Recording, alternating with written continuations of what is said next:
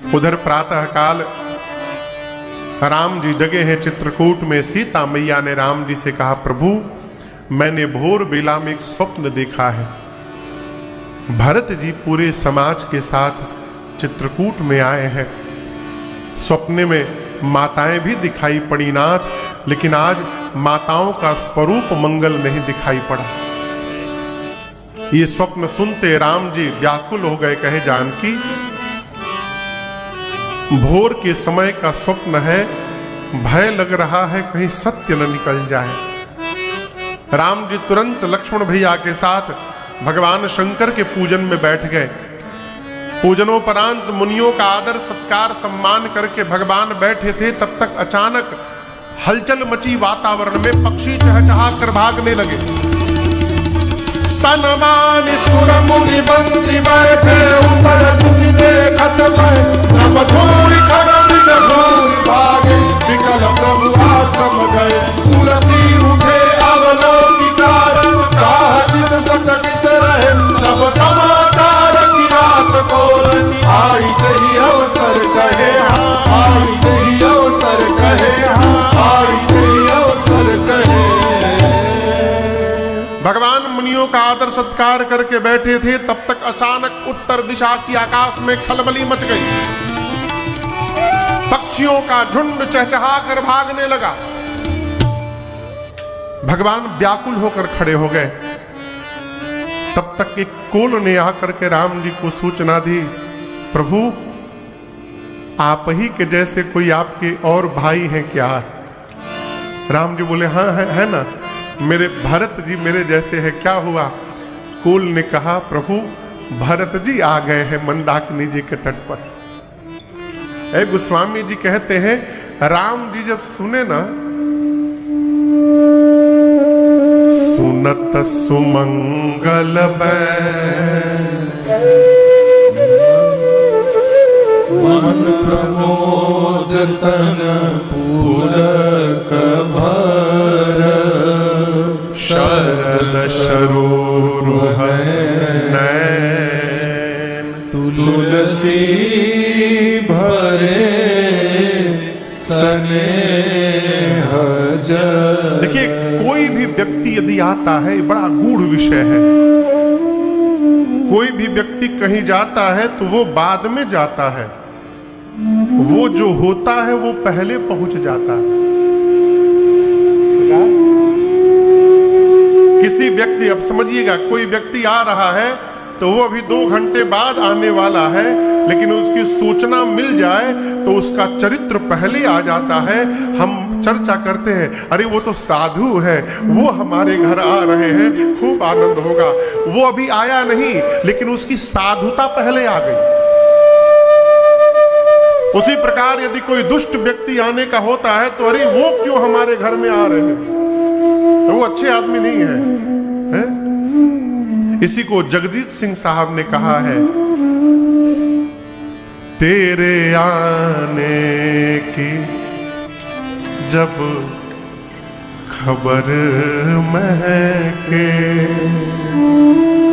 तो तेरी खुशबू से सारा घर महके। तेरे आने जब खबर महके,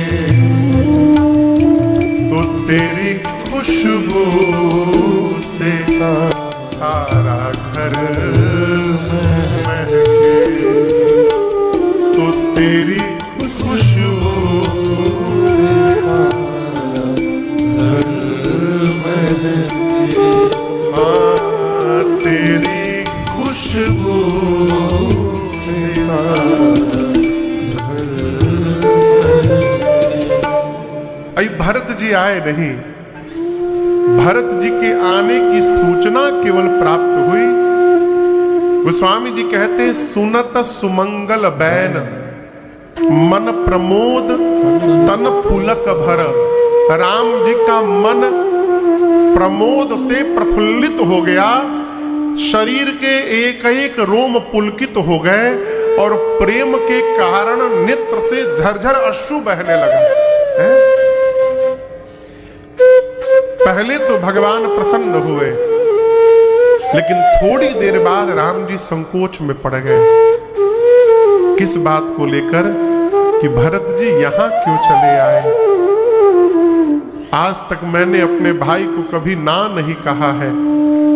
यदि कल भरत जी आकर कह दे कि भैया वापस चलिए, तो मैं भैया भरत के प्रेम को बचाऊंगा कि अपने पिताजी के वचन को बचाऊंगा? मैं करूंगा क्या? इसकी कल्पना करके राम जी संकोच में आए।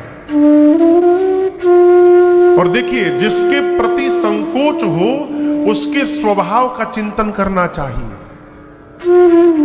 क्योंकि हमारे महाराष्ट्री कहते हैं, राजन, स्वभाव जान लेने के बाद व्यवहार करने में कठिनाई नहीं आती है। जिसके साथ लंबी यात्रा करनी हो ना, उसके स्वभाव को जानना अति आवश्यक है। एक बार स्वभाव केवल समझ में आ जाए, फिर जीवन भर आनंद बना रहेगा। राम जी ने जैसे भरत भैया के स्वभाव का स्मरण किया, राम जी प्रसन्न हो गए। अरे मैं क्यों चिंता करता हूं, मेरे भैया भरत का स्वभाव है, भरत कहे महू साधु सयान। भरत भैया के जीवन की विशेषता क्या है?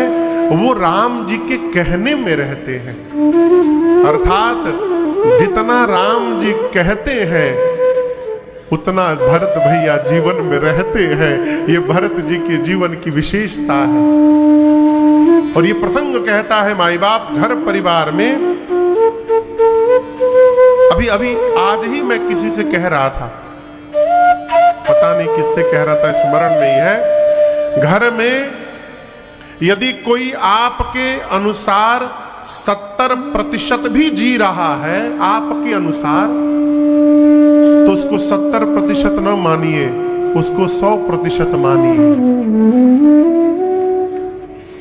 70%, अरे भाई वो भी तो जिंदा है, उसका भी तो अपना एक छोटा सा मन है। 30% तो वो अपनी मन वाली करेगा ही करेगा है? यदि कोई 70% भी आपके अकॉर्डिंग जी रहा है, तो आप उसको 100% मानिए, एक्सेप्ट करिए। राम जी भरत जी का स्वभाव का स्मरण करके प्रफुल्लित हो गए। भरत कहे महू साधु सयाने, आने दिया जाए। और इधर लक्ष्मण जी की भुजाएं तन गई। सेना लेकर जंगल में क्या युद्ध करने आ गए राम भैया से? मैं छोड़ूंगा नहीं उनको। ललकार उठे लक्ष्मण जी, यहां तक बोल दिए कि यदि आज ब्रह्मा और शंकर भी सहायता करने उतर जाए भरत की, तो लक्ष्मण के बाण से उनको कोई बचा नहीं सकता। गर्जे लक्ष्मण जी। आकाशवाणी हुई, आकाशवाणी ने लक्ष्मण जी के भुजाओं के बल की प्रशंसा की है।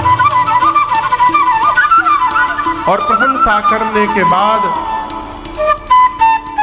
धीरे से आकाशवाणी ने कहा, लक्ष्मण जी, बुद्धिमान व्यक्ति वही है जो कोई भी कार्य करने के पहले 100 बार विचार करता हो। आवेश में आकर व्यवहार कर जाए और बाद में पश्चाताप करे, ये बुद्धिमान व्यक्ति के लक्षण नहीं हुआ करते हैं। सहसा करी पाछे पछिताहि, कहीं वेद बुध ते बुध नाही। राम जी ने लक्ष्मण जी से कहा, लक्ष्मण, आप कह रहे हो कि मेरे भाई भरत को अयोध्या की सत्ता मिलने के बाद अभिमान हो गया है। मैं कहना चाहता हूं, मेरे भाई भरत को अयोध्या क्या है, ब्रह्मा, विष्णु और शंकर की भी सत्ता प्राप्त हो जाए, उसके बाद भी मेरे भाई भरत को अभिमान होने वाला नहीं है। ये मेरा विश्वास है। राम जी की बातों को सुनकर भरत भैया, लक्ष्मण भैया को ग्लानि हुई अपने ऊपर। मैंने भरत भैया में दोष देख लिया है। इधर प्रातः काल भरत जी गुरुदेव से, माताओं से और निषाद राजगुह को साथ में लेकर, शत्रुघ्न भैया को साथ में लेकर विदा लेते हैं और राम जी से मिलने के लिए आगे बढ़ते हैं। निषाद राजगुह लेकर के आते हैं भगवान की कुटिया के द्वार पर। द्वार से राम जी दिखाई पड़ रहे थे आश्रम के अंदर, ठीक ना। निषाद राजगुह ने भरत जी से कहा कि भरत जी, वो आपके भैया बैठे हैं, जाकर मिल लीजिए। भरत जी बोले मैं भीतर नहीं जा सकता, और उसी द्वार पर खड़े होकर अपने दोनों हाथों को ऊपर उठाकर पाहिनाथ